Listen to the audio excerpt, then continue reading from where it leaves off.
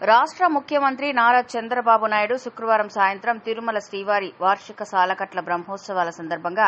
రాష్ట్ర ప్రభుత్వం తరపున తిరుమల శ్రీవారికి పట్టు వస్త్రాలు సమర్పించడానికి మరియు వకులామాత కొత్త సెంట్రల్ కిచెన్ ప్రారంభోత్సవానికి తదితర కార్యక్రమాల్లో పాల్గొనడానికి తిరుమల తిరుపతి 2 రోజుల పర్యటన నిమిత్తం ఆయన రేణిగుంట విమానాశ్రయానికి చేరుకున్నారు. ఆయనకు ఘన స్వాగతం లభించింది. ఆయనకు స్వాగతం పలికిన వారిలో అనంతపురం రేంజ్ డీఐజీ షిమోషి వాజ్పాయ్, జిల్లా collector Venkateshwar, SP Subbarayudu, joint collector Shubham Bansal, municipal commissioner Maurya, Gudur sub collector Raghavendra Meena, DRO Penchala Kishore, ఎమ్మెల్యేలు Nagari Bhanuprakash, Chittoor Gurajala Jaganmohan, GD Nellore Thomas, Palamaner Amarnath Reddy, Tirupati MLA Arani Srinivasulu, Srikalahasti MLA Bojjala Sudheer Reddy, మాజీ మంత్రి పనబాక లక్ష్మి, మాజీ ఎమ్మెల్యేలు వెలగపల్లి